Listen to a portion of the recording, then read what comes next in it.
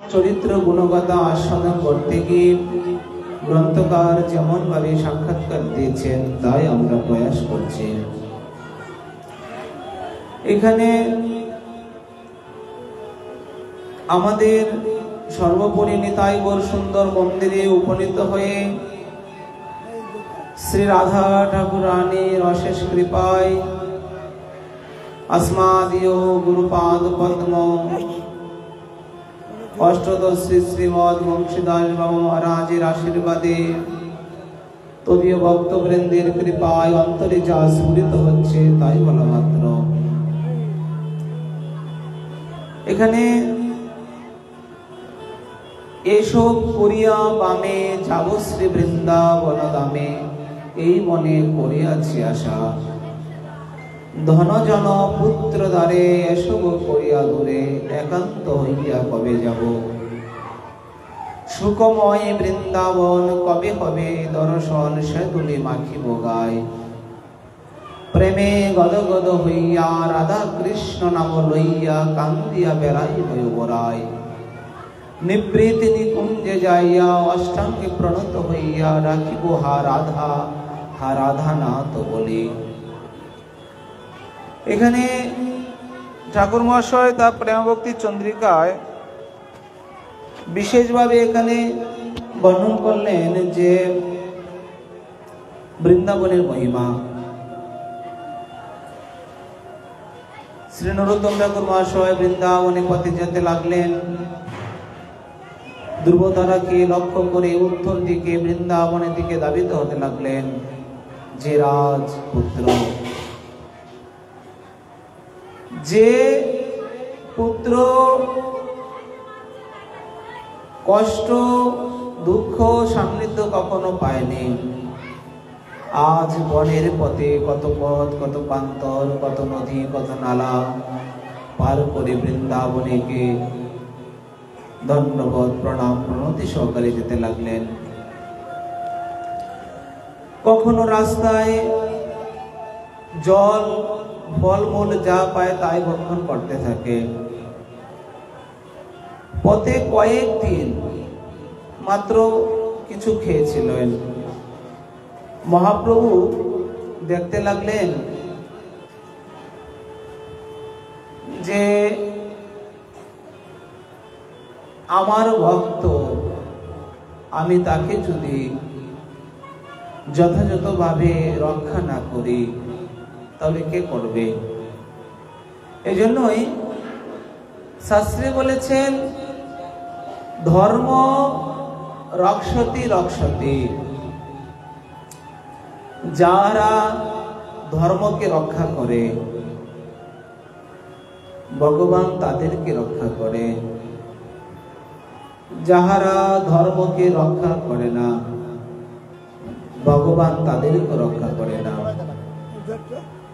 জগতের ভার জগন্নাথের। আমাদের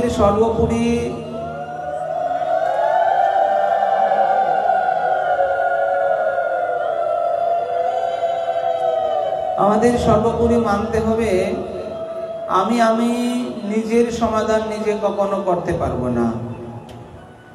ভগবান যদি আমাকে কৃপা কটাক্ষ না করে তাহলে কোনোভাবেই সম্ভব হবে না। ভগবানের প্রতি বিশ্বাস ভরসা যার থাকবে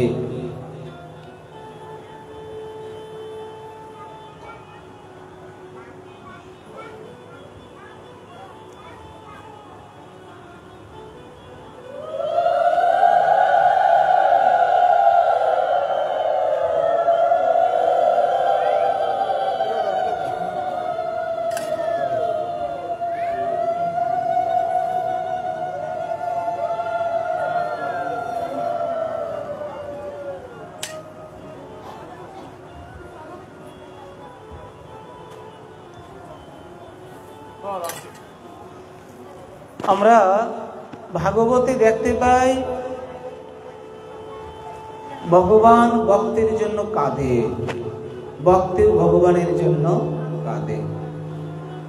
যদি কেউ মনে করে না ভগবানই আমরা ভক্ত সারাক্ষণ কষ্ট করে সকালে উঠে স্নান করি, এ বৃদ্ধ হয়ে গেলাম, স্নান করছি, মঙ্গল আরতি করছি, ঠাকুর জাগালাম, ভোগ দিলাম, অর্চন করলাম, আরতি করলাম, গ্রন্থ করলাম, মালা জপ করলাম, কত নিয়ম করলাম, কত কিছু করলাম। এটা যদি আমরা মনে করি তাহলে সম্পূর্ণ বৃথা। তুমি যেমন করে ভগবানের দিকে অগ্রসর হবে, ভগবান তার তোমার দিকে আরো বেশি অগ্রসর হবে। এখানে দৃষ্টান্ত দিলেন বেশ অনেক জায়গায়। ভাগবতে দেখুন, কদ্দম ঋষি ভগবানের জন্য কি না করলেন। ভগবান ভক্তের জন্য কেঁদে কেঁদে চোখ দিয়ে যে জল পড়েছিল, সেই জলের হয়ে গেল একটা কুণ্ড বা সরোবর, নাম হয়ে যায় বিন্দু সরোবর। ভগবান ভক্তের জন্য কেঁদে কেঁদে কেঁদে কেঁদে পাগল হয়ে গেলেন। আমরা দেখতে পাই ভাগবতে সুদামা বিপ্রের কাহিনী। সুদামা ভগবানকে দর্শন করবে, তার প্রতীক্ষায় যেতে লাগলেন, তাকে দর্শনের উদ্দেশ্যে রওনা হলেন। সাক্ষাৎ ভগবান নিজে ছদ্মবেশে এসে কখনো যুগমায়াকে পাঠিয়ে নিয়ে আসলেন, তারপরে নিজে ছদ্মবেশে তাকে রক্ষা করলেন। ভগবান তাকে সর্বদাই নিজে নিয়ে গিয়ে নিজের চক্ষু বালি দ্বারা চরণ ধৌত করিয়ে দিলেন। তাহলে ভগবান ভক্তের জন্য কি না করে। দেবশ্রী নারদ বলতে লাগলেন, প্রভু এই জগতে সবচেয়ে বেশি তুমি কাকে ভালোবাসো? তার উত্তরে গিয়ে কৃষ্ণচন্দ্র বলতে লাগলেন, জানো নারদ, এই জগতে শঙ্কর্ষণ আমার ভাই, তথাপি আমি তাকে ততটুকু ভালোবাসি না। এমনকি লক্ষ্মী দেবী আমার অর্ধাঙ্গিনী, তাকেও আমি ততটুকু ভালোবাসি না। এমনকি আমার নিজের দেহটাকেও আমি ততটুকু ভালোবাসি না যতটুকু আমি আমার ভক্তকে ভালোবাসি। এজন্যই ভগবান ভক্তের বার বহন করেন। ভগবান ভক্তের জন্য কেঁদে কেঁদে চোখের জলে একটা সরোবর করে দিলেন, সেই জায়গার নাম হয়ে যায় বিন্দু সরোবর। এই যে দেখুন, আমরা সাধুরা কি করি, যারা একনিষ্ঠাবান, যারা নিষ্ঠাবান, যে মরণ তো আজকে হবে, কালকেও মরণ হবে, তাহলে ভগবানের ভজন ব্যতীত কেন মরব? ভগবানের ভজন করেই যেন প্রাণ ত্যাগ করতে পারি। ভগবানের ভজন ব্যতীত আর কোনো কিছুই যেন আমার না হয়। সর্বদা তাদের একটাই কর্ম, ভগবান গৌর আমার পতি, গৌর আমার পতি, গৌর আমার পতি। গৌর ব্যতীত, কৃষ্ণ ব্যতীত কিছুই জানে না, কিছুই মানে না। ঠিক সেরকম ভগবান ভক্তকে পরীক্ষা করেন, যার একটা যখন নিষ্ঠা থাকবে, সেই নিষ্ঠাতে পৌঁছাতে পৌঁছাতে ভগবান তাকে অনর্থ দেয়। এই অনর্থ থেকে যে জয়লাভ করতে পারে, সে আস্তে আস্তে দাপে দাপে অর্জন করতে পারে। তো আমার আজকে শরীরটা ভালো লাগছে না, সকালে স্নান করলাম না, নিষ্ঠাচ্যুত হয়ে গেলাম। আজকে শরীরটা ম্যাচ ম্যাচ করছে, স্নান করতে পারলাম না, মঙ্গল আরতি দর্শন করলাম না, হয়ে গেল। ভগবান বলে, সামান্য একটু পরীক্ষা দিলাম, তুমি এটা গ্রহণ করতে পারলে না, তাহলে তোমার ভজন আর কি করবে? তপস্যা মানে কি জানেন? তপস্যা মানে বিশেষভাবে নিজেকে সংশোধন করা। সাধন স্মরণ লীলায় হিয়াতে না করো হেলা, কায় মনে করিও সুচার। আমি আমার বয়স হয়ে গেছে, পারছি না, থাক, আজকের জন্য থাক। বলছে হলো না। হরিদাস ঠাকুর কে মহাপ্রভু বলছে, হরিদাস, ও হরিদাস, তুমি এত লক্ষ নাম যোগ করছো, তোমার শরীরে দেয় না, তুমি এবার ছাড়ো। মহাপ্রভু কি করজোরে হরিদাস ঠাকুর বলতে লাগলেন, প্রভু, নামকে আমি ছাড়তে চাই, কিন্তু নাম যে আমাকে ছাড়ে না, তাহলে আমি কি করে ছাড়ব? দেখবে বংশীদাস বাবাজি মহারাজ আমরা দুইজনকে দেখতে পাই। এক বংশীদাস বাবাজি মহারাজ আমরা সবাই জানি, বাবাজি মহারাজ। আরেক বাবাজি মহারাজ হচ্ছেন কিশোরগঞ্জ জেলায় মজিদপুর গ্রামে। ওনার জীবনীতে দেখা যায় যে উনি বলছেন, যখন বৃদ্ধ হয়ে গেলেন, প্রতিদিন চাপা ফুলে দুটি পুষ্প ফুটত, আর তখন থেকে উনি দুটি ফুল এনে নিতাই গৌরের চরণে দিতেন। এবার বৃদ্ধ হয়ে গেলেন, আর যেতে পারেন না। 5 মিনিটের পর 2 ঘন্টা সময় লাগে। যখনই উনি বৃক্ষের কাছে যেতেন এবং বৃদ্ধ অবস্থায় যখন গাছে উঠে ফুলটা চয়ন করতেন, পারতেন, এনে আনতেন, তখন যেন সাক্ষাৎ যুবা পুরুষের মতো লাগতো। তখন ওনার জীবনীতে দেখা যায়, উনি বলছেন, কখনো ভজনের অমর্যাদা করবে না, কখনো ভজনের আলসেমি করবে না, কখনো ভজনের কোনোভাবেই যেন ভজন থেকে চ্যুত না হয় সেদিকে খেয়াল রাখতে হবে। আজকে আমার মন চাইলো অনেক করলাম, কালকে করলাম না, তাহলে ভগবান আসবে না। যখনই তুমি একাগ্রভাবে ভগবানের কাছে ধ্যান ধারণা সমর্পিত হবে, তখনই ভগবান তোমাকে রক্ষা করবে। সর্বাঙ্গ শরণাগতি হইল যাহার, তাহার প্রার্থনা শুনে শ্রীনন্দ কুমার। সর্বঙ্গভাবে শরণাগতি, দেহ মন জ্ঞেয় সমস্ত কিছু শরণাগতি। বলেছিলাম দ্রৌপদী যেমন করে শরণাপন্ন করলেন, ঠিক আমাদের সমস্ত কিছু যখনই শরণাপন্ন করব, দেখবেন সমস্ত কিছুই। কাব্যবনের রাধাকৃষ্ণ বাবা, উনাকে বিষধর তখনকার সময়ে বাথরুম ছিল, টয়লেট ছিল জঙ্গলে, বৃন্দাবনে। বৃন্দাবনে কি অদ্ভুত লীলা দেখুন, লক্ষ লক্ষ টাকা খরচ করে মন্দির করে, কিন্তু বাথরুম জঙ্গলে চলে যায়। এক একজনে এক একটা বোতল নিয়ে চলে যায় যার যে মতো। এবার এরকম ভাবে একটা বৃন্দাবন আগে ছিল, এখন অনেকটা কমে গেছে।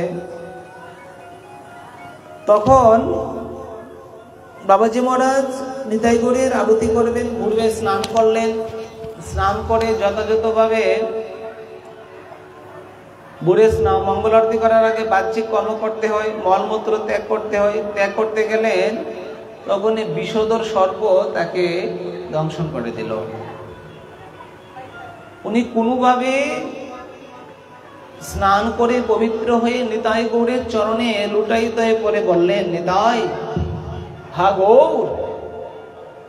এই বলেই গৌরের চরণ থেকে আর নিতাইয়ের চরণ থেকে তুলসী গ্রহণ করলেন, তুলসী পাতা।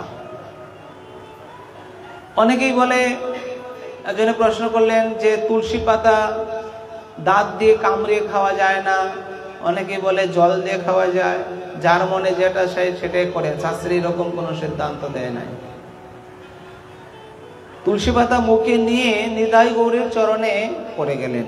সারাটা শরীর নীল হয়ে গেল। 11টা বাজলো, 12টা বাজলো, বাবাজি মহারাজের দরজা খুলে না। ব্যাপারটা কি? সবাই বলতে লাগলেন, উনি এরকম ভাবে কখনো দেরি করে না, সকাল থেকে সবার আগে ঠাকুরের আরতি করে, দর্শনাদি করেন, ভজন সাধন করেন, তাহলে উনি দেরি করলেন কেন? বাবা বাবা করে সবাই ডাকতে লাগলেন। কোনো সাড়া দিলেন না।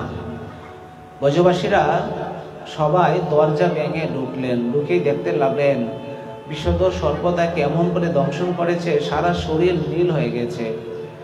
মথুরা থেকে ডাক্তার বৈদ্য আনা হলো। যখনই আনা হলো তখনই বললেন যে না, ওনার প্রাণ রক্ষা করা গেল না।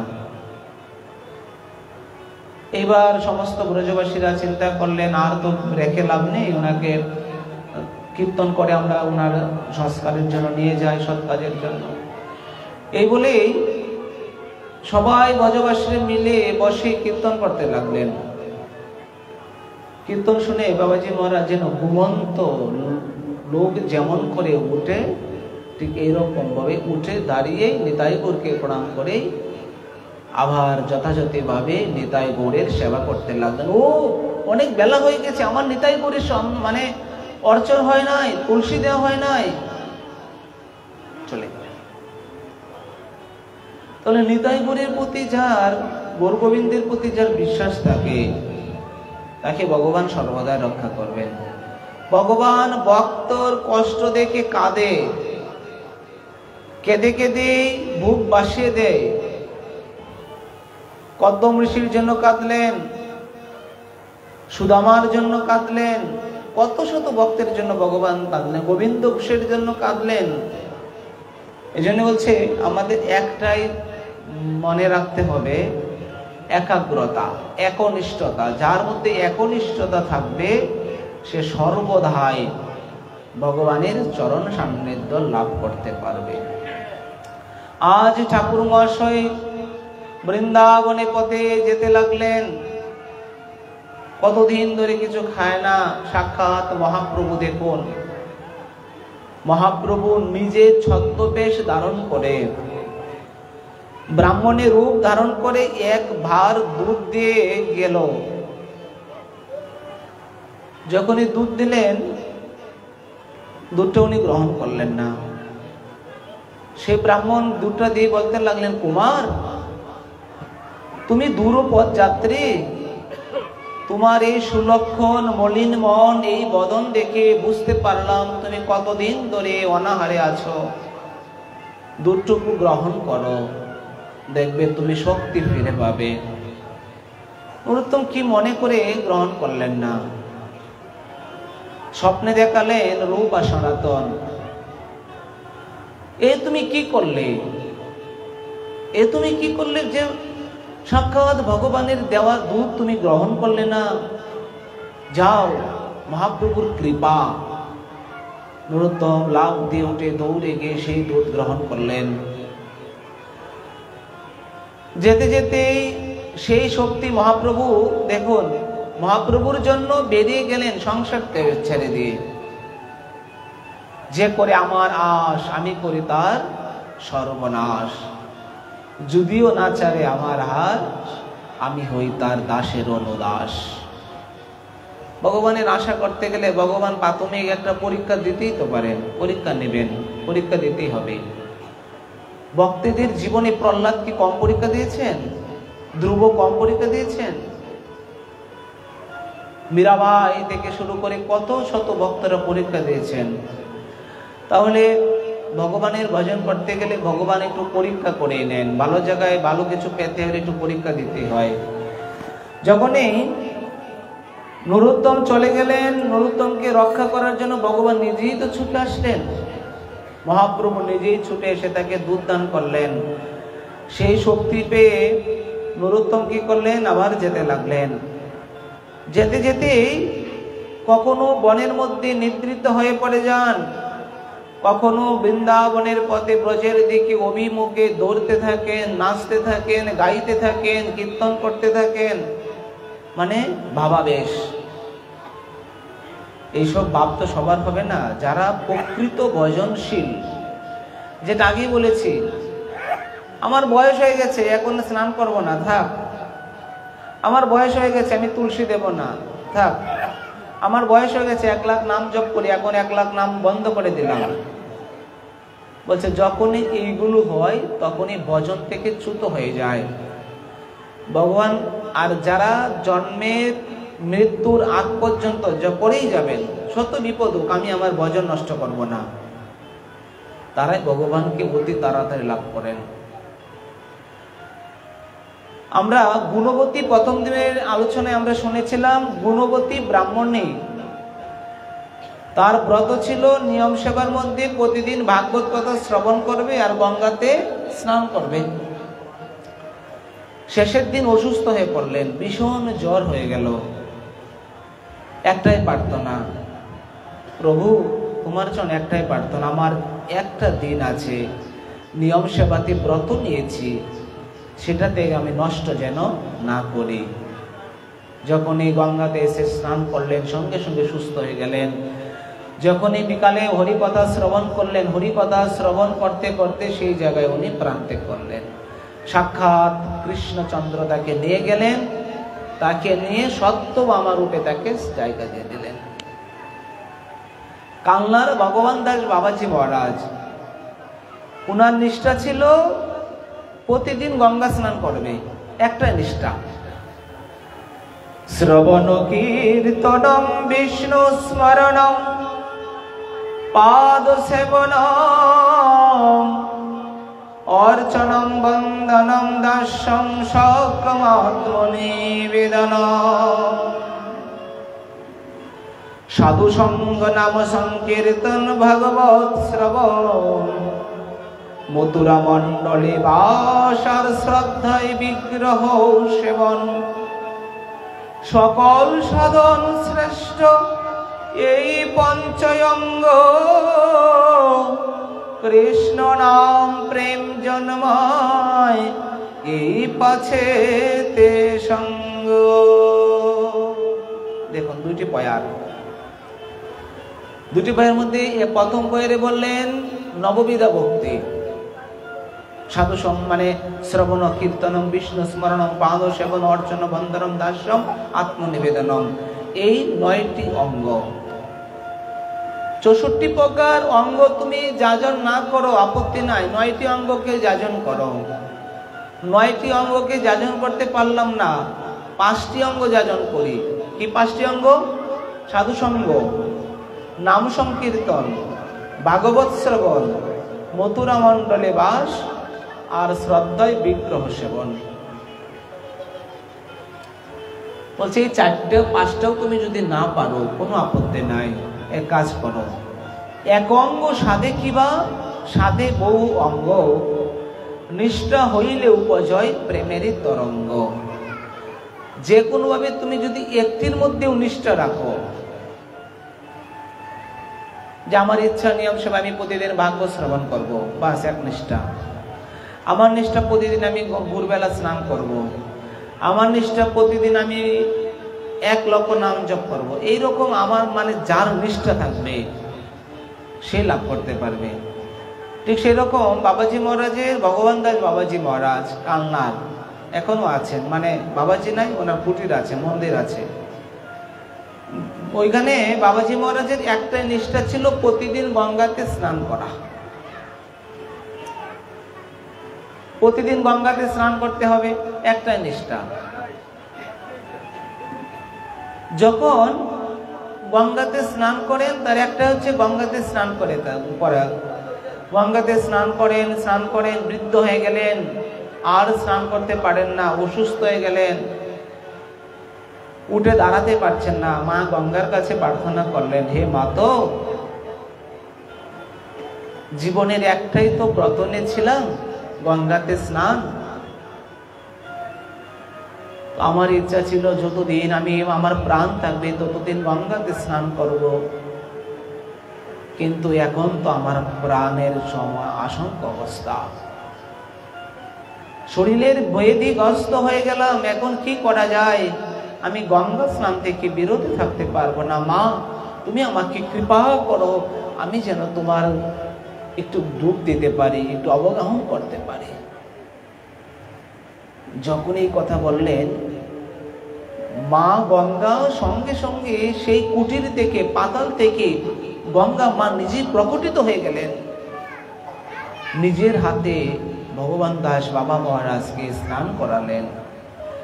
আর বলে দিলেন, তোমার গড়ের মধ্যে আমি স্বয়ং উপনীত হয়েছি, তুমি এখানে স্নান করবে। এই গঙ্গার নাম হয়ে যায় পাতাল গঙ্গা। আজ পর্যন্ত এখনো আছে। যারা যারা যাবেন, কালনাতে যাবেন, কালনাতে গিয়েই এই পাতাল গঙ্গাকে দর্শন করতে পারবেন। তো একটা নিষ্ঠা, আমার এত কিছু দরকার নাই, শত ঘাটে ডুব দিয়ে কোনো লাভ নেই, এত পুকুরে ডুব দিয়ে কোনো লাভ নেই। একটা নিষ্ঠাকেও যদি আমরা ধারণ করতে পারি, গুরু সেবা, ভগবত সেবা, তুলসী দেওয়া, অর্চন করা, নাম জপ করা, ভাগবত শ্রবণ করা, কীর্তন করা, মৌন ব্রত থাকা, যে কোনো 64 প্রকার অঙ্গের মধ্যে একটা অঙ্গকেও যদি আমরা ধরে রাখতে পারি, তাহলেই আমরা ভগবানকে লাভ করতে পারব। প্রহ্লাদের নিষ্ঠা ছিল একাগ্রতা নিষ্ঠা, হরি আমাকে রক্ষা করবেই। মানে ধ্রুব মহারাজের নিষ্ঠা ছিল ভক্তি, যাকে পায় উনি আমার শ্রীহরি, উনি আমার শ্রীহরি। এই জন্যই নরোত্তমের মনে একটাই নিষ্ঠা, আমি কবে বৃন্দাবন দর্শন করব। হা বৃন্দাবন, হা বৃন্দাবন চিৎকার দিতে লাগলেন। কখনো পাগলের মতো ব্যবহার করতে লাগলেন। কৃষ্ণ ভক্ত তেমনি পাগল, কখনো কাঁদতেন, কখনো হাসতেন, কখনো লাপাতেন, কখনো দৌড়তেন, যেতে লাগলেন। কত পথ অতিক্রম করে যাওয়ার, তবু যেন তার মথুরার দিকে আসা হচ্ছে না। অপেক্ষার সময় অনেক কঠিন, অনেক কঠিন। দেখবেন যত অপেক্ষা করবেন, এই অপেক্ষার সময় যেন যায় না। সুখের দিন বা সুখের রাত্রি এমনিতে চলে যায়। দেখবেন যখন ঘুম হয়, ভালো ঘুম হয়, দেখবেন ঘুম থেকে উঠে সকাল হয়ে গেছে। আর দুঃখের রাত্রি কখনো পার হতে চায় না। ইস, কটা বাজে, কবে শেষ হবে, কখন কবে সকাল হবে, কখন ময়ূর ময়ূরে ডাকবে, কোকিল কোকিলে ডাকবে।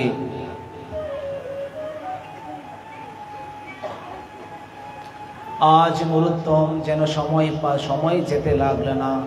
আমি কবে বৃন্দাবনে দর্শন করব। রাজপথ দৌড়িয়ে চলতে লাগলেন। হঠাৎ করে বলতে লাগলেন, আমি বাড়ি থেকে ছলনা সহিত চলে এসেছি, রাজ্যের লোকেরা আমাকে ধরে নিতে পারে। তাই উনি বনপথ দিয়ে চলে গেলেন। আবার চলতে চলতে খুব কষ্টে করে মথুরায় বিশ্রাম ঘাটে উপনীত হলেন। বিশ্রাম ঘাট কি জানি? গঙ্গাতে 100 ডুব দিবেন, বলছে পাপ স্খলন হয়ে যায়। সেই গঙ্গাতে যদি 100 ডুব দেন, বৃন্দাবনে যমুনাতে 1টি ডুব দিবেন, 100 ডুবের সমান ফল হবে। যমুনাতে 24টি ঘাট, অনেক ঘাট আছে। অন্যান্য ঘাটে আপনি 100 ডুব দিবেন, যতটুকু ফল হবে। কেশি ঘাটে একটা ডুব দিবেন, 100 ডুবের ফল লাভ করবেন। ভগবান কেশি নামক দৈত্যকে হত্যা করলেন, তারপরে এখানে স্নান করেছিলেন, এই জন্য নাম হয়ে যায় কেশি ঘাট। তারপরে কেশি ঘাটে 100 ডুব দিবেন, যে ফল হবে। মথুরা বিশ্রাম ঘাটে 1টি ডুব দিবেন, তার অধিক ফল হবে। তো এবার হচ্ছে বিশ্রাম ঘাটটা কি? বিশ্রাম ঘাট হচ্ছে আমাদের শ্রীকৃষ্ণচন্দ্র যখন কংসকে নিধন করলেন, কংসকে যখন হত্যা করেছিলেন, নিধন করেছিলেন, সেই কংসকে নিধন করার পরে কৃষ্ণচন্দ্র বিশ্রাম করেছিলেন এই যমুনার এই ঘাটে, এই জন্য নাম হয়ে যায় বিশ্রাম ঘাট। অন্যান্য যমুনাতে মানে অন্যান্য ঘাটে 100 ডুব দিবেন, বিশ্রাম ঘাটে 1টি ডুব দেবেন, তার থেকে অধিক ফল লাভ হবে। আজকে নরোত্তম বিশ্রাম ঘাটে এসে বিশ্রাম করলেন, স্নান করলেন, যমুনাকে প্রণাম করলেন, যমুনাকে বন্দনা করলেন। দেখুন আমরা যখনই কোনো গঙ্গাতে যাব, কুণ্ডে যাব, যমুনাতে যাব, কোনো তীর্থের স্থানে যাব, লাভ দিকে হুড়াহুড়া করে নেমে যাব না। কি করতে হয়? যে যমুনার কাছে যাব বা গঙ্গার কাছে যাব, তাকে একটু প্রার্থনা করব, একটু স্তুতি করব, প্রণাম করব, সেই গঙ্গার একটু মানে জল মস্তকে নেব, গঙ্গা জল পান করব, গঙ্গা মাটি কপালে ধারণ করব, গঙ্গা রস সারা অঙ্গে মাখব, তারপরে প্রণাম করে করে খুব শ্রদ্ধার সহিত সেই গঙ্গা বলুন, যমুনা বলুন, কুণ্ড বলুন, এগুলোতে গিয়ে স্নান করবেন, আচমন করবেন, পূর্বপুরুষের উদ্দেশ্যে, গুরুবর্গের উদ্দেশ্যে তর্পণ করবেন, তারপরে গিয়ে আপনি যথাযথ কাজ করবেন। এবার আমি আসলাম, গঙ্গা দেখলাম, কোনো কিছু করলাম না, হুর করে নেমে গেলাম। বলছে তাতে তোমার ভক্তি হলো না, তাতে তোমার শ্রদ্ধা হলো না। শ্রদ্ধা তখনই হবে যখন তোমার নত থাকবে। আদৌ শ্রদ্ধা তত সাধু সঙ্গ ভজন ক্রিয়া। ভক্তি রসামৃত সিন্ধুতে বললেন শ্রদ্ধা কেমন থাকবে? শ্রদ্ধা মানে নত স্বীকার করা, দাম্ভিকের মতো অহংকার বশত কোনো কর্ম করা, এটাকে শ্রদ্ধা বলে না। আর এই কর্ম করা, এই কার্য করা তেমন কোনো লাভবান হয় না। রাস্তাতে হেঁটে যাচ্ছেন, হাগোরাঙ্গ মন্দির আছে, ভালো কথা, আসতে পারলাম, মন্দিরকে ঠাকুর দর্শন করলাম, প্রণাম করলাম, চলে গেলাম, শ্রদ্ধা হয়ে গেল। এবার আসতে পারলাম না, খুব ব্যস্ততা, এখান থেকে মন্দিরের উদ্দেশ্যে একটু প্রণাম করে দেব, মন্দির তো আছে, প্রণাম করে দিলাম। এই যে প্রণাম করলেন, এটা এক প্রকার শ্রদ্ধা।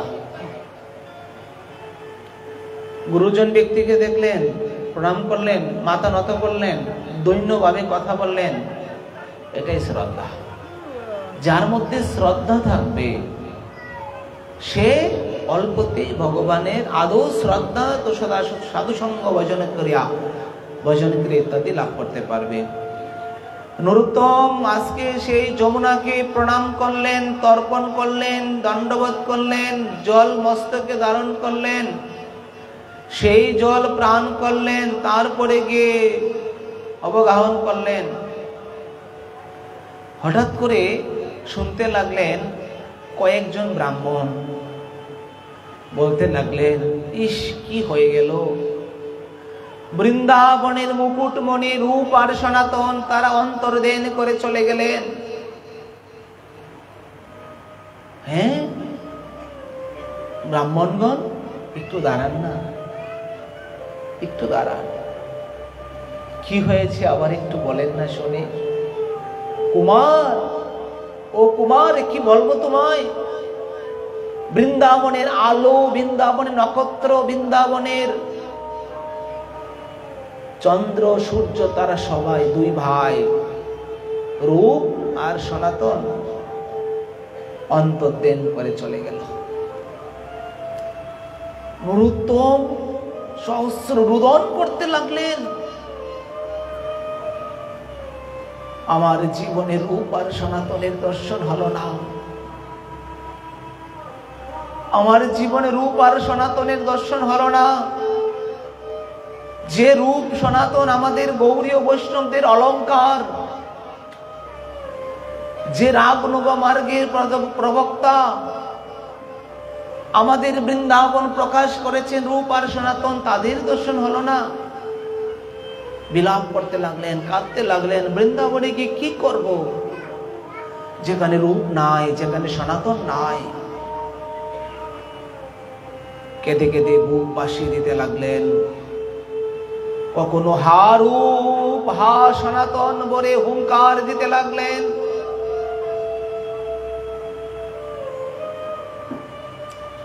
জয় রূপ সনাতন ভট্ট রঘুনাথ শ্রীজীব গোপাল, জয় ভট্ট দাস রঘুনাথ। এই ছয় গুসায় করি চরণ বন্দন, যা হইতে সিদ্ধিতে বিঘ্ন নাশ, অভীষ্ট পূরণ। হা রূপ হা সনাতন বলিয়া ভূমিতে লন্ডন করে রুদন করতে লাগলেন। কেঁদে কেঁদে বুক বাসিয়ে দিতে লাগলেন। ভূমিটা নরোত্তমের কান্না, চোখের অশ্রু দ্বারা সেই ভূমিটা যেন ভিজে গেছে। রূপ আর সনাতন থাকতে পারলেন না, দর্শন দিলেন। কুমার নরোত্তম, তুমি কোনো চিন্তা করো না, আমরা চলে গেছি তাতে কি আছে, মনে করো সর্বদাই তোমার পাশেই থাকবো। আমরা চলে গেছি তাতে কি হলো, আমার শ্রীজীব যে আছে, জীব গোস্বামী আছে, তোমরা যাও, তুমি যাও, জীব গোস্বামীর আনুগত্যে তুমি ভজন করতে থাকো, লোকনাথ প্রভুর নিকট দীক্ষা গ্রহণ করো ইত্যাদি সমস্ত কিছু সান্ত্বনা দিয়ে তারা অন্তর্ধান হয়ে চলে গেলেন। রূপ আর সনাতন, রূপ আর সনাতন নরোত্তমকে অনেক বোধা বুঝালেন, অনেক সান্ত্বনা দিলেন, কিন্তু নরোত্তম বেকুল হয়ে কান্না করতে করতে আবার ভূমিতে গড়াগড়ি দিতে লাগলেন। হা বৃন্দাবন, বৃন্দাবনে এসেছিলাম, বৃন্দাবনের অলঙ্কারই চলে গেল, আর কি হবে। পাষাণের মতো মন করে বৃন্দাবনের পথে আবার ছুটতে লাগলেন। ছুটতে ছুটতে বৃন্দাবনে গিয়ে তখনকার সময়ে মহাপ্রভুর দ্বিতীয় কলেবর শ্রীনিবাস আচার্য প্রভু বৃন্দাবনে গিয়ে প্রবেশ করলেন। নিত্যানন্দ প্রভুর দ্বিতীয় কলেবর শ্রী নরোত্তম দাস ঠাকুর বৃন্দাবনে গেলেন। অদ্বৈত প্রভুর দ্বিতীয় কলেবর শ্রী শ্যামানন্দ প্রভু বৃন্দাবনে গেলেন। বৃন্দাবনে প্রবেশ করতে রূপ গোস্বামী পাদের স্বপ্নে শ্রীজীবকে শ্রীনিবাসকে বলে দিলেন, নরোত্তম আসছে, তোমরা যথাযথভাবে নরোত্তমকে শিক্ষা দিও, এইটুকুই তোমাদেরকে বলে গেলাম। বৃন্দাবনে কেশী তটে উপকণ্ঠে শ্রী গোবিন্দ মন্দিরকে গেলেন। জীব গোস্বামী পাদ গেলেন, গিয়ে প্রথমে গোবিন্দ দেবকে দর্শন করালেন। গোবিন্দ মন্দিরে গিয়ে প্রেমাবেশে গোবিন্দ দর্শন করতে লাগলেন। আর যখনই নরোত্তমকে গোবিন্দকে দর্শন করতে লাগলেন, আর তখনই শ্রীনিবাস শ্রী জীব গোস্বামী পাদ তারা গিয়ে উপনীত হলেন। গোবিন্দ দর্শন করলেন প্রাণপণভাবে। কেশী তট্টি উপকণ্ঠে যে গোবিন্দ দেব আছেন, যারা সংসার করার ইচ্ছা হয় তারা কখনো গোবিন্দ দেখবে না, আর যারা সংসার ত্যাগ করার ইচ্ছা হয় তার আকুল প্রাণে যদি একবার গোবিন্দকে দর্শন করতে পারে, তার আর সংসার কোনোদিন হবে না, কোনোদিন সংসার হবে না।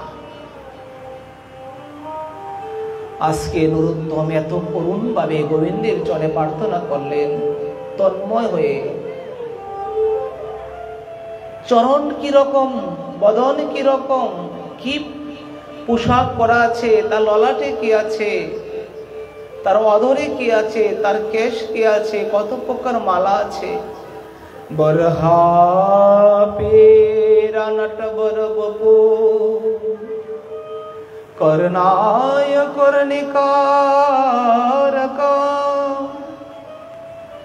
গোবিন্দের কি আছে সমস্ত কিছু দেখতে লাগলেন,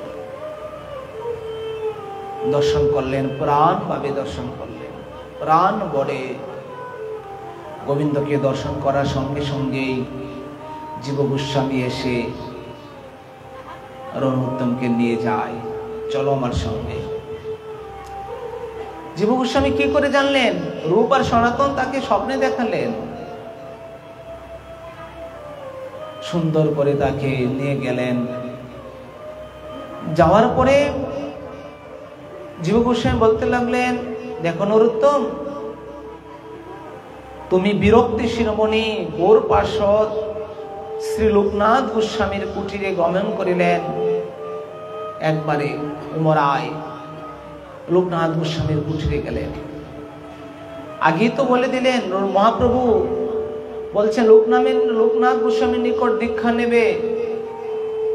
তখন জীব গোস্বামী তখন তা ওনার কাছে নিয়ে গেলেন গুরুদেবের নিকট।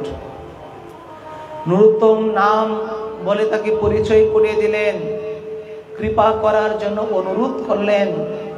মহাপ্রভু ইতিপূর্বেই তার আগেই লোকনাথ গোস্বামীকে স্বপ্নে দেখালেন, নরোত্তম বলে আমার এক ভক্ত আসবে, তুমি তাকে দীক্ষা প্রদান করিও। নরোত্তম নৃপতিনন্দন রাজপুত্র, তুমি তাকে শিষ্যত্ব গ্রহণ করিবে। এরকম ভাবেই পরীক্ষা, আজকে পরীক্ষা। জীব গোস্বামী পাদ তাকে রেখে চলে আসলেন, আচার্য প্রভু চলে আসলেন। নরোত্তম গুরুদেবের সেবার জন্য ব্যস্ত হয়ে গেলেন। এখনকার সময়ে দীক্ষা নিতে গেলে কত সহজ। যদি বলেন যে দীক্ষা নেব, কোন বিচার করবেন আজকে কি দিন, আজকে কি বার, আজকে কি মাস, কোনো বিচার নয়। বাড়ি গিয়ে দীক্ষা দিয়ে চলে আসবে। আর তখনকার সময়ে দীক্ষা দিতে গেলে, দীক্ষা নিতে গেলে কত পরীক্ষা, কত পরীক্ষা দিতে হতো। নরোত্তম আজকে সেই পরীক্ষায় উত্তীর্ণ মানে পরীক্ষা দিতে শুরু করলেন।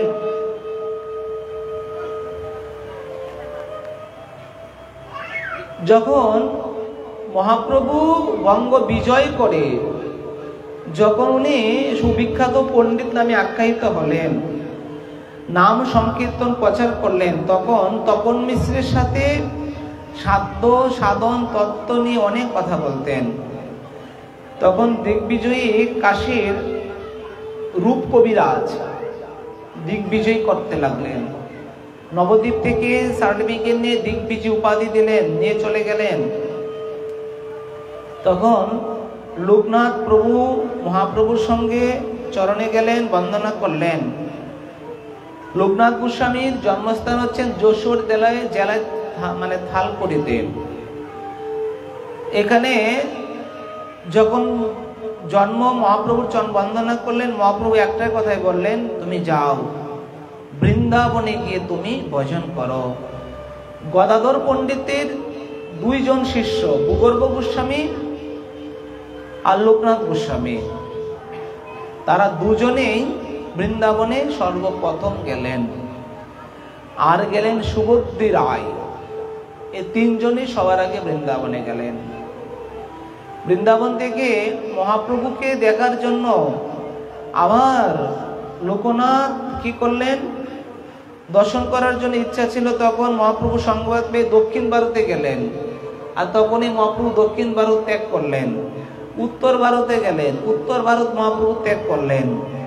তারপরে গেলেন বানারসি, সেখানেও ত্যাগ করলেন, পেলেন না। অবশেষে মহাপ্রভু তার আরতি উৎকণ্ঠা দেখে সঙ্গে সঙ্গে স্বপ্নে দেখালেন, লোকনাথ যাও, তোমার অভিষ্ট মনের সমস্ত বাসনা পূরণ হবে, বৃন্দাবনে গিয়ে ভজন করো, তাহলে তুমি সমস্ত কিছু পেয়ে যাবে। আর তখনই মানে লোকনাথ গোস্বামী জঙ্গলে উমেরা গ্রামে বসে ভজন করতে লাগলেন। এত ভজন করতে লাগলেন, ভজন ব্যতীত কিচ্ছু জানে না, দৈন্যতা। লোকনাথ মানে গোস্বামীর সেবার জন্য রত হয়ে গেলেন শ্রী নরোত্তম ঠাকুর মহাশয়। সেবায় রত, কি সেবা করা যায়? গুরুদেবের চরণে গেলেন, বলছেন আমি কাউকে দীক্ষা দেব না, আমি প্রতিজ্ঞা করেছি আমার জীবনে আমি কাউকে দীক্ষা দেব না, এটাই আমার ব্রত। নরোত্তম বলতে লাগলেন, উনি তো আমার গুরু, আমাকে বলেছেন, জীব গোস্বামী পাদ, সনাতন প্রভু সবাই বলেছেন উনি তো আমার গুরু হবেন। গুরুর জন্য ব্যস্ত হয়ে গেলেন, কখন দীক্ষা নেবে, কখন কি করবে। কখনো গুরুদেবের অগোচরে জানে না যত প্রকার কাজ রাজপুত্র হেন কাজ করতে লাগলেন। গুরুদেবের যা লাগবে বাহ্যিক কর্ম থেকে শুরু করে, দেখুন গুরুদেব মলমূত্র বিসর্জন করে সেটা সুন্দর করে ঝাড়ু দ্বারা, হাত দ্বারা পরিষ্কার করে সেই ঝাড়ুটাকে নিজের বক্ষে ধারণ করে বলতে লাগলেন, ওহো তোমার কি ভাগ্য, তোমার কি ভাগ্য, তুমি গুরুদেবের সেবায় রত হয়েছ, আমার তো হলো না। আমার এই দেহ দ্বারা কখনো কি গুরু সেবা হবে? কখনো গুরু সেবা হবে না। নরোত্তম কখনো সেই রজকে আলিঙ্গন করেন, কখনো সেই ঝাড়ুকে আলিঙ্গন করেন, কখনো সেই বাহ্যিক জায়গাটাকে প্রণাম করেন, কখনো জল দান করেন, কখনো কত কিছু করতে লাগলেন। আজকে দেখতে দেখতে অনেক দিন চলে যায়। লোকনাথ গোস্বামী বলতে লাগলেন, এই হেন নিচ কাজ কে করে? এন নিচ কাজ কে করে? আমরা বর্তমানে সাধু, দেখুন আমারটা বলছি, ঠাকুরকে ফুল তুলসী দিতে পারলে সাধু, বলছে না, সর্বদারা কাজ করতে হবে। বাসন মাজা থেকে, মন্দির মার্জন থেকে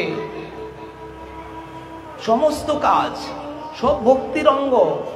বাজার করা, রান্না করা, সেবা করা, বাসন মাজা, মন্দির ঝাড়ু দেওয়া, মন্দির মার্জন করা, সমস্ত কিছুই ভগবত সেবার কাজ। আর অল্প একটু হয়েই গেলে বাসন মাজার দিকে নাই, এই দিকে নাই, সেই দিকে নাই, যেটা উত্তম সেবা সেটাই করার চেষ্টা করি।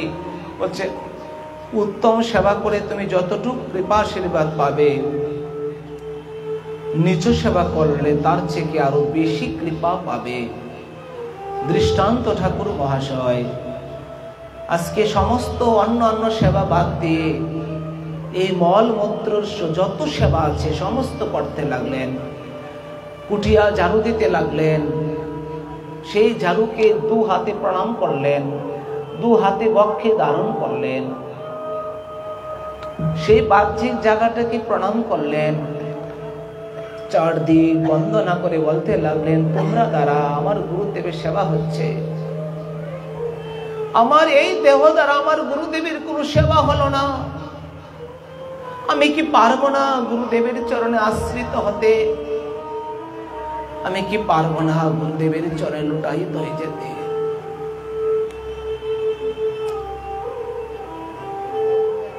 এই গুরুদেব, এমন করে গুরুদেবের চরণ শক্ত করে ধরতে হবে, সর্বদা গুরুই তোমাকে রক্ষা করবে। যদি গুরুর চরণ অপরাধ হয়ে যায়, অনেক বড় অপরাধ হয়ে যাবে, কোনোদিন ভগবানকে লাভ করতে পারবে না। যেমন তোমার দীক্ষা গুরুর প্রতি তোমার মনের সেই রকম তীব্র বাসনা থাকবে, ঠিক তোমাকে শিক্ষা দিয়েছে তার প্রতি তোমার সেই রকম অনুরাগ থাকতে হবে। শিক্ষা গুরু দীক্ষা গুরু প্রায় সমান, এখানে কোনো ভেদ নাই। কৃপা করিয়া প্রেম করে কন্দন করতে লাগলেন। লোকনাথ গোস্বামী বলতে লাগলেন, আমার এই এহেন নিচু কাজ কে করে? দেখতে হবে। অগুছরে গিয়ে যখনই দেখতে লাগলেন, রাজপুত্র নরোত্তম নিজ হাতে সমস্ত সেবা করছেন। সেবা করতে করতে সেই জারুকে বুকে আগলিয়ে নিয়ে কেঁদে কেঁদে বুক বাসি দিতে লাগলেন।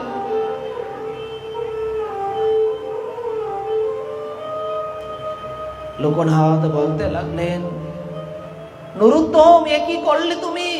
তুমি যে রাজপুত্র। গুরুদেব, আমার কি এত বড় ভাগ্য হবে আপনার সেবা করার?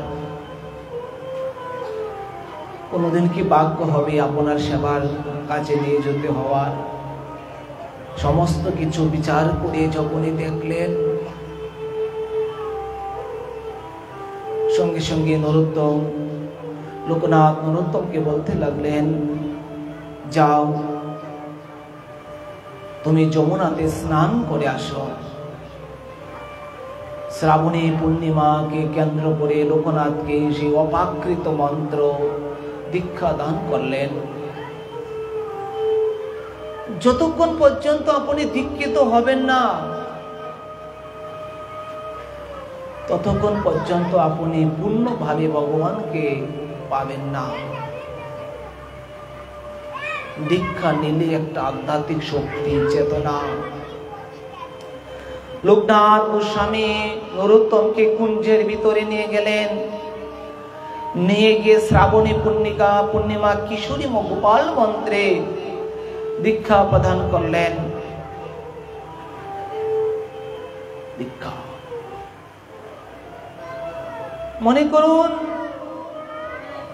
যাহারা গুরুদেব যতক্ষণ পর্যন্ত কান টেনে না দীক্ষা দেবে তখন পূর্ণতা হয় না। কুঞ্জের বিস্তরে নিয়ে গিয়ে তাকে দীক্ষা দান করলেন। নরোত্তম সেই দীক্ষা অপাকৃত মন্ত্র প্রেম গুরুদেবের চরণটাই তো কেঁদে কেঁদে বলতে লাগলেন, আমার সমস্ত কিছু আমি আপনার জন্য সমর্পিত করে দিলাম গুরুদেব।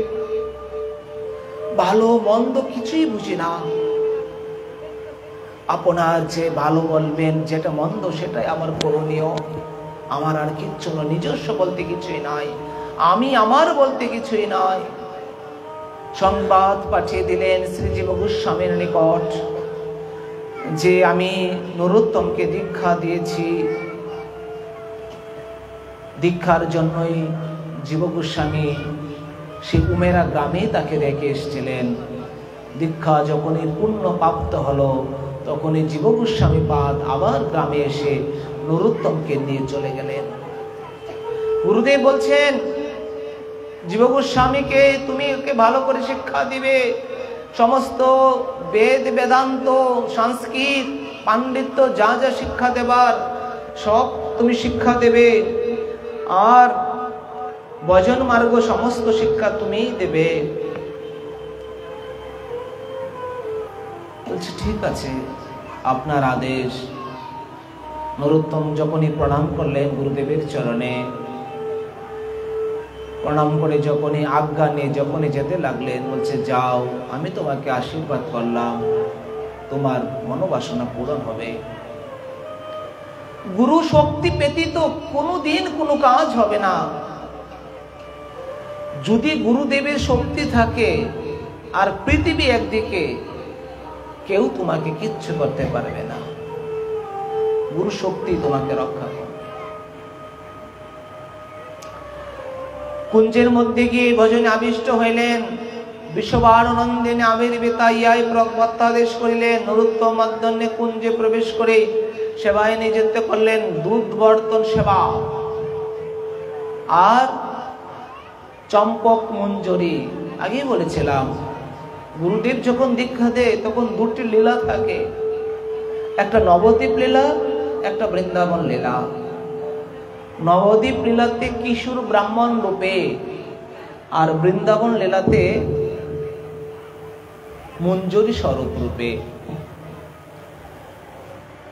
আর যখনই মঞ্জুরি স্বরূপে ভজন করবে, তখন একটা নাম থাকবে, একটা ধাম থাকবে, একটা লীলা থাকবে, একটা দেহ থাকবে, একটা অলঙ্কার থাকবে, একটা কুঞ্জ থাকবে, একটা সেবা থাকবে। চম্পক মঞ্জুরি নাম দিলেন। ঠাকুর মহাশয়কে। আর দুধ দা বর্তন, দুধ জাল দিয়ে ঠাকুরকে সেবা করানো। এইভাবে নরোত্তম প্রতিদিন গুরুদেবের আদেশে সেবা করতে লাগলেন। আর জীব গোস্বামী পাদের নিকট বিভিন্ন শাস্ত্র গ্রন্থ শিক্ষা অর্জন করতে লাগলেন। আচার্য প্রভুপাদ, শ্যামানন্দ প্রভু আর নরোত্তম তিনজন জীব গোস্বামীর অলঙ্কার হিসাবে তারা ভাগবত থেকে শুরু করে সমস্ত শাস্ত্র অধ্যয়ন করতে লাগলেন। তখনকার সময়ে জীব গোস্বামীর টোল বিখ্যাত অক্সফোর্ড ইউনিভার্সিটির মতো এত বিদ্বান। দেখতে দেখতে তাদের জ্ঞান চর্চা ভজন সমস্ত কিছু হলো। জীব গোস্বামী পাদ মহা আনন্দিত হলেন। গোপাল ভট্টের নিকট গিয়ে তাকে কৃপা করালেন। নরোত্তম কিছুকাল গুরুদেবের নিকট ভাগবত এবং জীব গোস্বামীর নিকট ষড়সন্দর্ভ রূপে নাটক আদি ইত্যাদি বৃহৎ ভাগবতামৃত ইত্যাদি চর্চা করলেন, অধ্যয়ন করলেন। মহাপ্রভু অম্বিশবানু সাক্ষাৎ কিবা পাত্র নরোত্তম ঠাকুর দেখিয়া জীব গোস্বামী পাদ আনন্দিত হলেন। একদিন মহা মহা বৈষ্ণবের সম্মিলন করলেন। আচার্য প্রভুর জীব গোস্বামী আচার্য প্রভু লোকনাথ নরোত্তম ঠাকুর মহাশয় আর শ্যামানন্দ প্রভু তিনজনেরই পড়ালেখা শেষ। সমস্ত বৈষ্ণবের মধ্যে একটা সম্মিলন করলেন।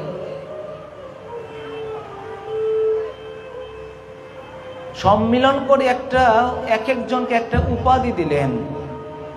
শ্রীনিবাস আচার্য প্রভু উপাধি দিলেন। নরোত্তম দাস ছিল, নরোত্তমকে ঠাকুর মহাশয় উপাধি দিলেন। শ্যামানন্দ দাস ছিলেন, শ্যামানন্দ প্রভু বলে তাকে আখ্যায়িত করলেন। সমস্ত বৈষ্ণবগণ তাদেরকে জয় জয়কার করলেন। জীব গোস্বামী পাদ বলতে লাগলেন, আমার মনের একটি বাসনা, এই যে এত গ্রন্থ, সমস্ত গ্রন্থ তোমরা প্রচার করো। আরেকদিন নরোত্তম যথাযথভাবে সেই গুরুদেবের লীলা স্মরণ করতে লাগলেন। যে সেবাটা দেবে, গুরুদেব কাউকে তাম্বুল সেবা দেবে, কাউকে চামড় সেবা দেবে, কাউকে ব্যঞ্জন সেবা দেবে, কাউকে মালা গ্রন্থন, কতজন সেবা, কাউকে এই যে ঠাকুর মহাশয় দিলেন দুধ আবর্তন সেবা। নরোত্তম দুধ জাল দিতে লাগলেন, উনানে দুধ বসিয়ে মনে মনে মানসিক সেবা। আজকে বলতে লাগলেন, আমি নিজের হাতে আমি সেই মঞ্জুরি ভাবে আমি আমার গৌর গোবিন্দকে ভোগ নিবেদন করব, এই বলে মনে মনে দুধ জাল দিতে লাগলেন। দুধ জাল দিয়ে দিয়ে যখনই দুধ উতলিতে লাগলো, সঙ্গে সঙ্গে যখন হাত দিলেন, তার এই দেহেতে হাতে ফসকা পড়ে গেল। বলতে লাগলেন, তোমরা ভাব সিদ্ধি হয়ে গেছে, তোমার আর কিছু করতে হবে না, যাও। গুরুদেবের আশীর্বাদ, তার সিদ্ধ পূরণ হয়ে গেল। তখন সঙ্গে সঙ্গে জীব গোস্বামী পাদ তাদেরকে সবাইকে পাঠিয়ে দিলেন, যাও বাংলাদেশ, উড়িষ্যা, পশ্চিম বাংলা, দক্ষিণ সব জায়গায় তোমরা গ্রন্থ প্রচার করো।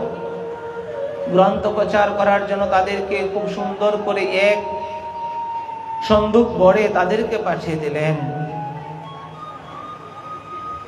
যখনই পাঠিয়ে দিলেন, পাঠানোর পরে তিনজন সঙ্গে গৌড় দেশে গেলেন, সে তিনজন আর সঙ্গে অনেক ব্রজবাসীদেরকে দিয়ে দিলেন। বনবিষ্ণুপুরে তৎকালীন দস্যু স্বভাব, বনবিষ্ণুপুরে রাজা বীর হাম্বীর, সেই সন্দুকরে ওনারা স্বর্ণ ইত্যাদি অলঙ্কার মনে করে রাত্রিতে তারা ডাকাতি করে চুরি করে নিয়ে চলে যায়। গ্রন্থের জন্য শ্যামানন্দ প্রভু, ঠাকুর মহাশয়, নিবাস আচার্য সবাই কাঁদতে লাগলেন। বলতে লাগলেন, ভূমিতে লুটিয়ে পড়ে একবারে চোখের জলে ভাসতে লাগলেন।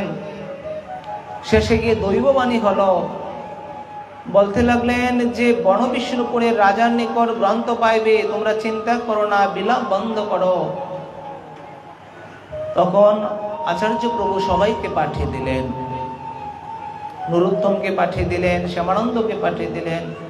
উনি সেই বনবিষ্ণুপুরে থাকতে লাগলেন। থাকতে থাকতে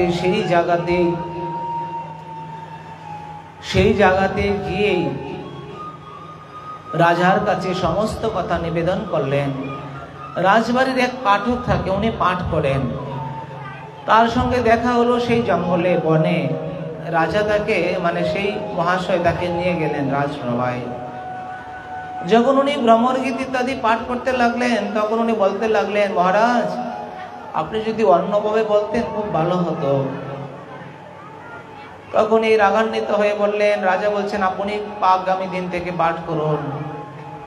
যখনই উনি আচার্যপাদ যখনই পাঠ করতে লাগলেন, কথা বলতে লাগলেন, বলতে বলতেই গ্রন্থ চুরির কথা বলে দিলেন। গ্রন্থের বর্ণনা দিয়ে দিয়ে আচার্যপাদ কেঁদে কেঁদে ভাসিয়ে দিলেন। রাজামশাই বলতে লাগলেন, আপনার গ্রন্থ সুরক্ষিত আছে, চিন্তা করবেন না।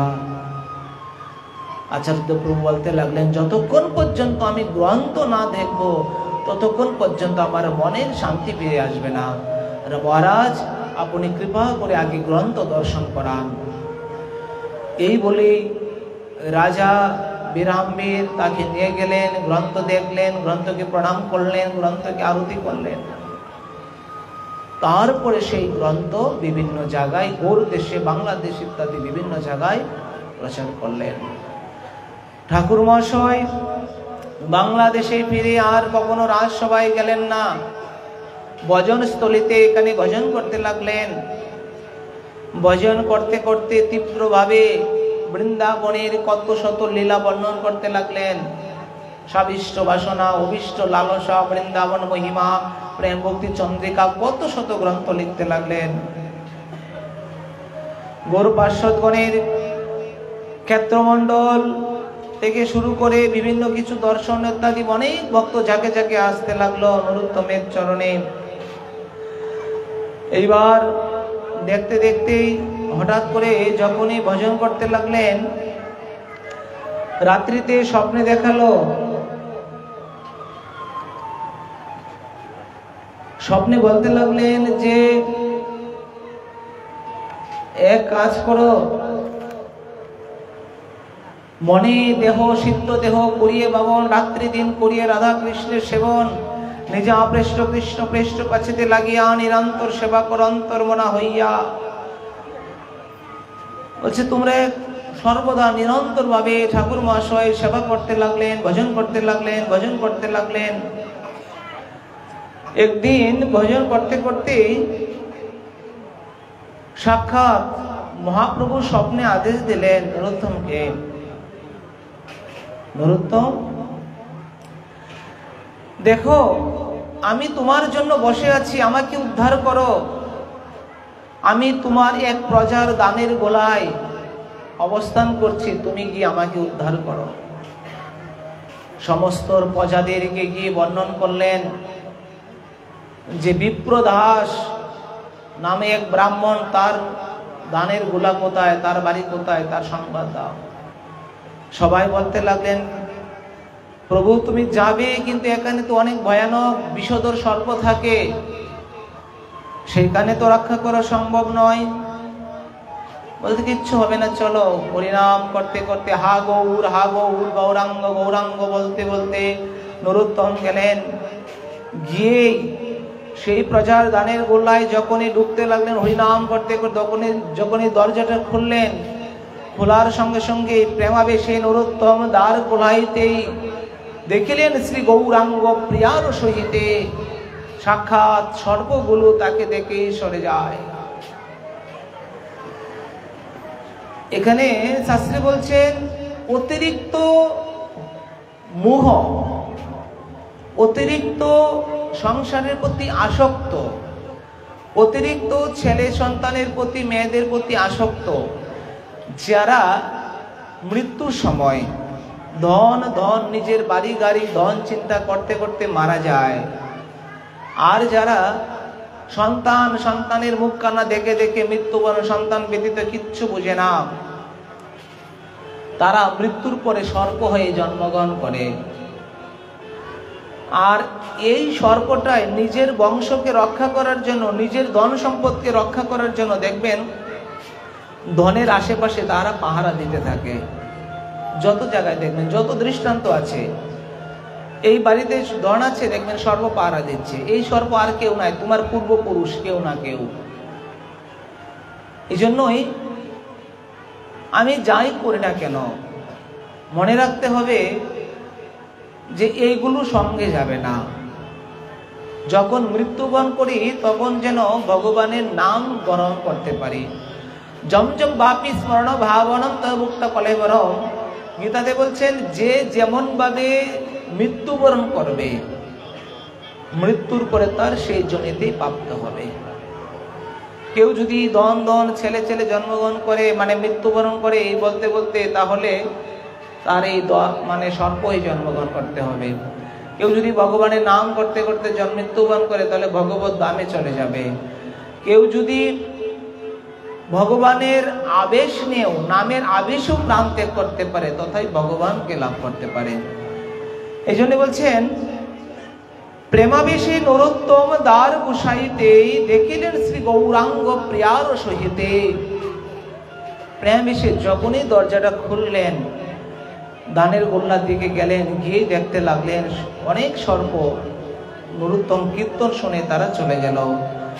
আর নরোত্তম সঙ্গে সঙ্গেই এই 6টি বিগ্রহকে আলিঙ্গন করে নিয়ে চলে আসলেন।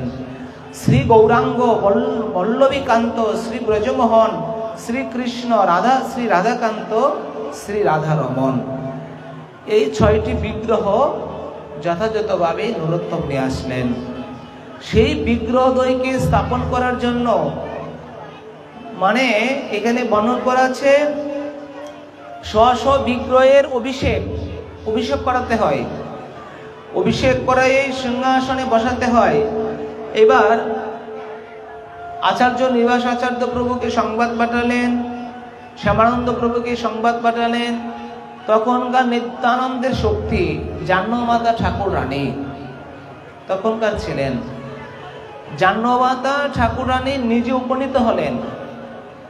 উপনীত হয়ে সমস্ত ভক্তবৃন্দের সম্মেলন, এত বড় মানে বৈষ্ণব সম্মেলন অদ্বিতীয়, আর কোথাও আজ পর্যন্ত হয় নাই। প্রেম বিলাস গ্রন্থে বিশেষভাবে বর্ণন করা আছে এত বড় বৈষ্ণব সেবা। জাহ্নবীমাতা ঠাকুরানী নিজে রন্ধন করলেন। শ্যামানন্দ প্রভু, মানে ঠাকুর মহাশয়, আচার্য প্রভু, তারা সবাই মহা ধুমধামে অধিবাস থেকে শুরু করে, মহা ধুমধামে বৈষ্ণবের সমাদর থেকে শুরু করে সব করতে লাগলেন। জাহ্নবীমাতা ঠাকুরানী মহাপ্রভুকে, নিত্যানন্দ প্রভুকে, অদ্বৈত ঠাকুর, গদাধর শ্রীবাস সবাইকে আহ্বান করলেন। সবাই উপনীত হলেন। এই জন্যই কিন্তু প্রবাদ আছে যে 3 ধাম, বৃন্দাবন, নবদ্বীপ, পুরী, 3 ধাম দর্শন করলে, বলছে খেজুরি ধাম দর্শন করলে ফল হয়ে যায়। এখানে মহাপ্রভু থেকে নিত্যানন্দ, অদ্বৈত, গদাধর শ্রীবাস সবাই উপনীত ছিলেন। আর এত বৈষ্ণবের সম্মিলন ছিলেন অদ্বিতীয়, আর কোথাও হয় নাই। সর্বসম্মতি ক্রমে সেই গীত সংকীর্তন আরম্ভ করলেন। আর সেই জায়গায় শ্রী গৌরাঙ্গ, নিত্যানন্দ, অদ্বৈত প্রভুদ্বয় সবাই নৃত্য করতে লাগলেন। সবাই প্রেম ভরে ভূমিতে লুটিত হয়ে সবাই নৃত্য কীর্তন গাইতে লাগলেন। এমন করে তারা স্ব বিগ্রহ স্থাপন করলেন, স্ব বিগ্রহের পূজা করলেন।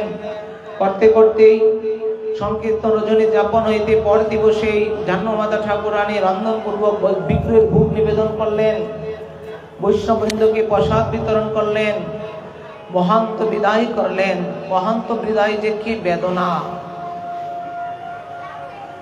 শাস্ত্রে মহান্ত বিদায়ের, মহান্ত আসা খুব সহজ, আসতে পারেন, কিন্তু মহান্ত বিদায়ের যে কষ্ট, এটা এখানে বর্ণন করেছেন। সমস্ত বিদায়ের জন্য নরোত্তম প্রাণ চলে যাবে, কাউকে বিদায় দিতে চাইলেন না। তথাপি যার যার কর্মের জন্য সবাই বিদায় হতে লাগলেন। এমন করেই মহা ধুমধামে আয়োজন করলেন। শ্রী জাহ্নবী ঠাকুরানী তাকে বিশেষভাবে আশীর্বাদ করলেন। এইভাবেই তারপরে গিয়ে ঠাকুর মহাশয় যথাযথভাবে ধর্ম প্রচার করতে লাগলেন, দীক্ষা ধারণ ইত্যাদি করতে লাগলেন। বলতে লাগলেন যে কায়স্থ হয়ে ব্রাহ্মণকে দীক্ষা দেওয়া ইত্যাদি ইত্যাদি অনেক কথা। এইসব নিয়ে ঠাকুর মহাশয়কে অনেকে সম্মান করলেন, অনেকে অপমাননা করলেন। আবার তারা নিজেরা ভুল বুঝতে পারলেন, আবার ঠাকুর মহাশয়ের চরণে ক্ষমা প্রার্থনা করলেন। এরকম ভাবেই সর্বোপরি আমাদের এই জীবনে আরো অনেকক্ষণ আলোচনার বিষয়, আমাদের সময় হয়ে গেছে। এখানে আমাদের সর্বোপরি গুরুদেব গুরুকরণ ব্যাপার, কি করে সেবা করার ব্যাপার, মানে আমরা কি করে বৈষ্ণব সেবা, গুরুদেবের সেবা করব, এটা আমাদের খুব শিক্ষণীয় বিষয়। কিভাবে মানে রাজপুত্র হওয়ার পরে নিজেকে ত্যাগ তিতিক্ষা আনতে হয়, আর আমরা ধরাকে সরা জ্ঞান মনে করে কোনো কিছু ভাবি না, অন্যায় অধর্ম সব করতে থাকি। বলছে এইগুলো সমস্ত কিছু অনর্থ ত্যাগ করে একবারে গোবিন্দের চরণে সান্নিধ্য লাভের জন্য তার আনুগত্যে, গুরু আনুগত্যে যখনই ভজন করবে, বলছে তখনই তোমার পূর্ণতা প্রাপ্ত হবে, নচেৎ পূর্ণতা প্রাপ্ত হবে না।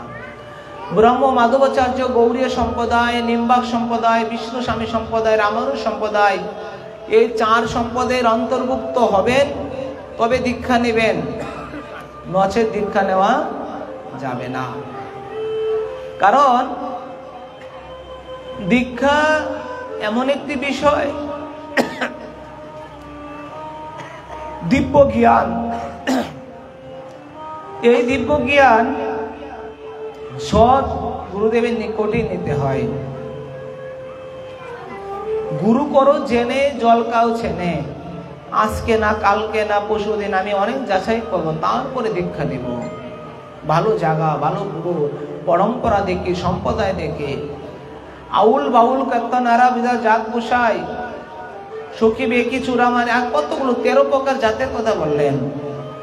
বলছে তুকারাম 13 প্রকার সমস্ত জাতকে নিষিদ্ধ করে দিলেন। মহাপ্রভু 4টা সম্প্রদায়কে নির্বাচন করে গেলেন, 4টা সম্প্রদায়কে নির্বাচন করে গেলেন। ব্রহ্ম মাধবাচার্য গৌড়ীয় সম্প্রদায়, নিম্বাক সম্প্রদায়, বিষ্ণু স্বামী সম্প্রদায়, রামানুজ সম্প্রদায়। এই সম্প্রদায়ের অন্তর্ভুক্ত করে দিলেন। যারা যারা এই সম্প্রদায়ের অন্তর্ভুক্ত আছেন তারাই যথাযথভাবে গুরুকরণ করতে পারবেন বা ভগবানকে লাভ করতে পারবেন। এবার গীতাতে বলা হচ্ছে যে যথা মাং প্রপদ্যন্তে তাং তথৈব ভজমহং, যে যেমন ভাবে ভগবানকে উপাসনা করবে এইভাবে প্রাপ্ত হবে। বলছে পাবে, কিন্তু ভগবানকে পাওয়ার মতো পাওয়া হলো না। পাওয়ার মতো পেতে হলে এই সম্প্রদায় অন্তর্ভুক্ত হতে হবে। সম্প্রদায় বিনা মন্তস্তে নিষ্ফলাম্যতা, যে গুরুদেবের সম্প্রদায় পরম্পরা থাকবে না, সম্প্রদায় থাকবে না, সেটার কোনো কাজে দেবে না। এবং পরম্পরা প্রাপ্তম ইবম রাজস্ব বিদু সকালেন মহতা যুগ নষ্ট করম তপ, পরম্পরা ব্যতীত দীক্ষা গ্রহণ করা উচিত নয়।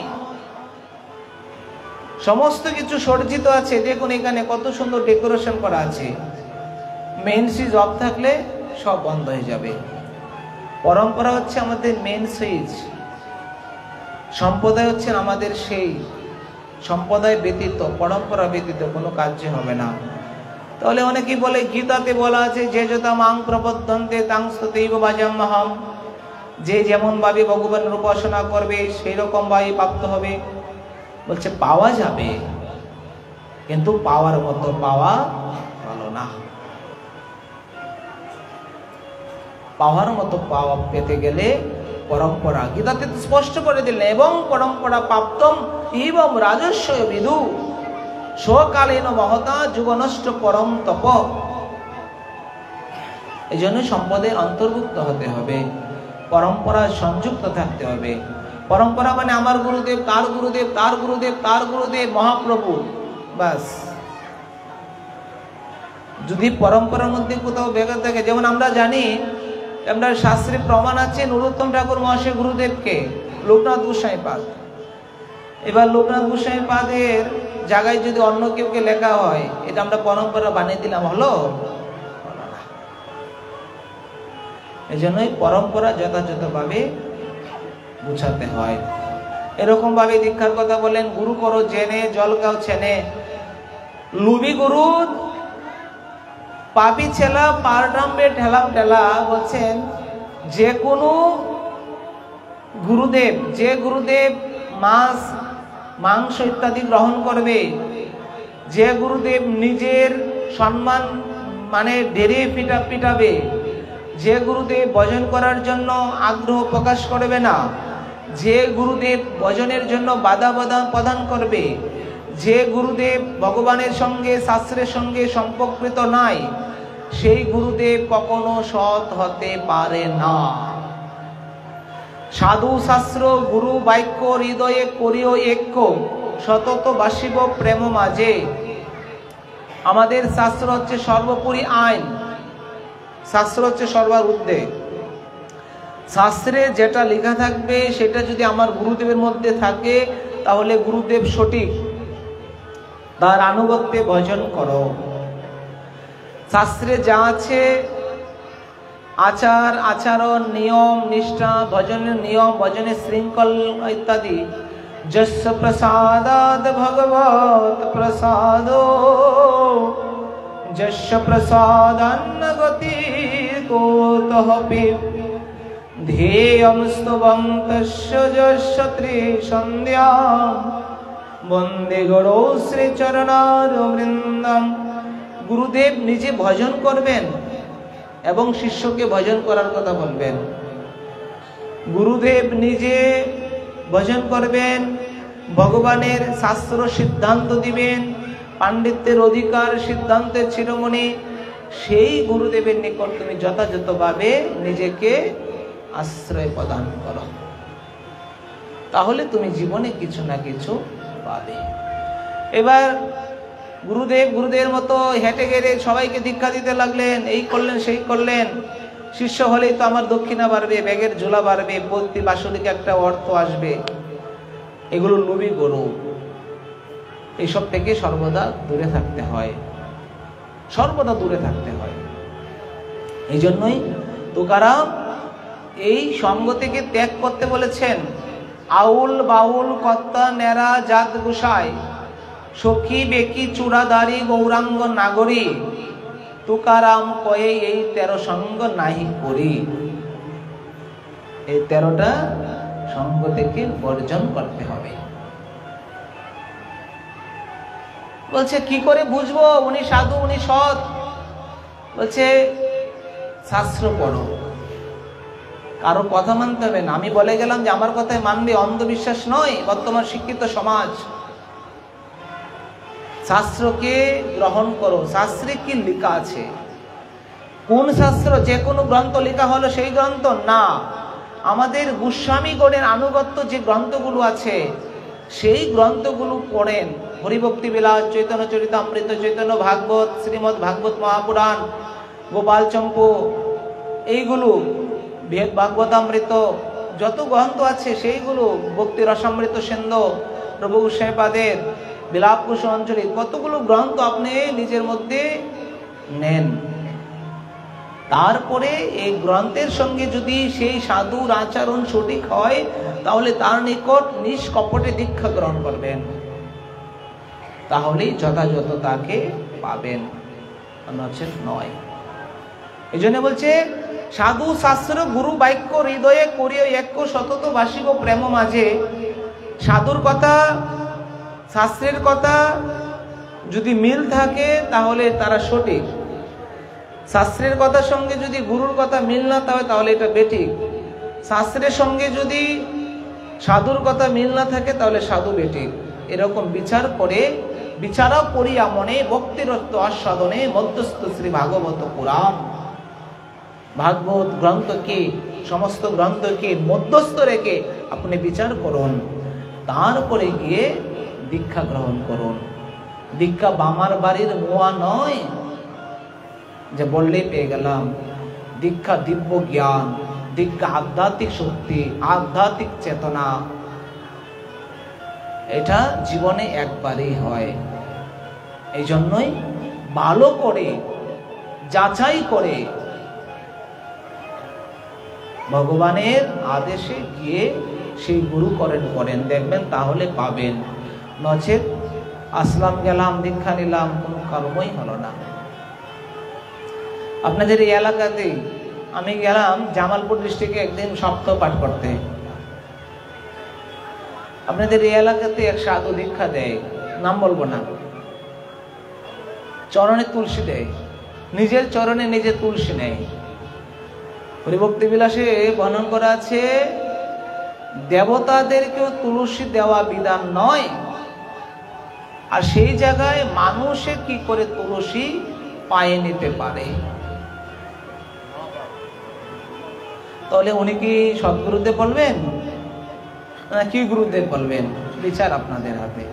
ঠিক এইরকম বিচার করবেন যে একজনে বলল যে নিয়ম সেবার মাস, গুরুদেব নিয়ম সেবার মাস, আমি নিয়ম করব, ঠাকুরকে রান্না করে দেব, এগুলো করতে হবে না, এগুলো বাদ দিয়ে যা যা পাবি তাই রান্না করে খাবি এবং আমাকেও দিবি। বলছে নিরামিষ বুঝি যখন হয়ে যাবে, যখন এই ধর্ম চর্চা করবে, তখন তো বুঝতে পারবে ওনার মধ্যে ভুল আছে, সংশোধন করতে যখনই যাবে তখনই চলে যাবে। এই জন্যই এগুলো থেকে সরে আসতে হয়। বিচার করবেন, অন্ধের মতন দৌড়বেন না। চিল কান নিয়ে গেছে, কানে হাত না দিয়ে চিলের পিঠে দৌড়তে লাগলাম, এরকম না। বলা হচ্ছে শাস্ত্রকে দেখুন, শাস্ত্র পড়ুন, শাস্ত্র উদ্ঘাটন করুন, তারপরে গিয়ে যাকে ভালো লাগে তার কাছে গিয়ে দীক্ষা গ্রহণ করুন। এটাই হচ্ছে নিয়ম। এই জন্যই এখানে ঠাকুর মহাশয় প্রেম করে সবাইকে দীক্ষা আদি গ্রহণ করালেন। দীক্ষা আদি দিয়ে যথাযথভাবে ঠাকুর মহাশয় অনেক নরনারী জীবকে উদ্ধার করালেন। উদ্ধার করতে করতে হা কৃষ্ণ চৈতন্য, হা রাধে কৃষ্ণ বলিয়া ঠাকুর মহাশয় লোডন মানে সেইভাবে ভাবিত থাকতেন। এক সময় মানে সময় হয়ে গেছে, উনি চলে যাবেন। তখন গঙ্গানারায়ণ চক্রবর্তী আর রামকৃষ্ণ আচার্য তাদেরকে বললেন গঙ্গা ঘাটে যাওয়ার জন্য। গঙ্গা ঘাটে গেলেন। গঙ্গা ঘাটে গিয়ে, সেটা দুধঘাট, মুর্শিদাবাদ জেলায় গিয়েছিলাম, সেই দুধঘাটে তারা দুজনেই সুন্দর করে মহাশয়ের মহারাজের মানে ঠাকুর মহাশয়ের অঙ্গটাকে মার্জন করতে লাগলেন। আর অঙ্গ থেকে দুধ ক্ষয়ে ক্ষয়ে প্রকাশ হতে লাগলো।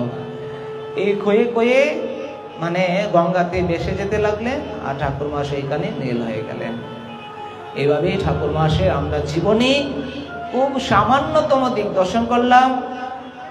আমাদের আগামী দিন বিশেষ দিন, বিশেষ মহিমান্বিত দিন, শ্রী শ্রী রাধা কুণ্ড অষ্টমী স্নান। এখানে স্নান হবে, রাধা কুণ্ডে স্নান।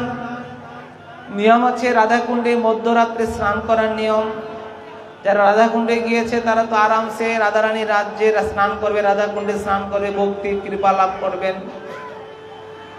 আগামী দিন এখানেও স্নান হয় প্রতি বছরে, এই গঙ্গা মানে এই নদীতে মধ্যরাত্রে স্নান হবে তো মধ্যরাত্রে স্নান হবে। আপনারা সবাই আসবেন, রাধা কুণ্ডে মনে মনে ভাবে সবাই স্নান করবেন, দেখবেন রাধা কুণ্ডের মহিমা পাবেন। আগামীকাল বিশেষ দিন, আপনারা সবাই ভালোভাবে রাধা কুণ্ডের মহিমা শ্রবণ করার জন্য উপনীত হবেন। আজকে আমাদের হরিকথা বা শ্রী ঠাকুর মাসের কথা এখানেই বিশ্রাম লাভ করুক। শ্রীমন মহাপ্রভু কৃপা হলে আবার আমরা আগামী দিনের পাঠে বাসনা বলিয়ে জয় জয় শ্রী রাধেশ্যাম নিতাই গৌর হরি বল, নিতাই গৌর হরি বল, নিতাই।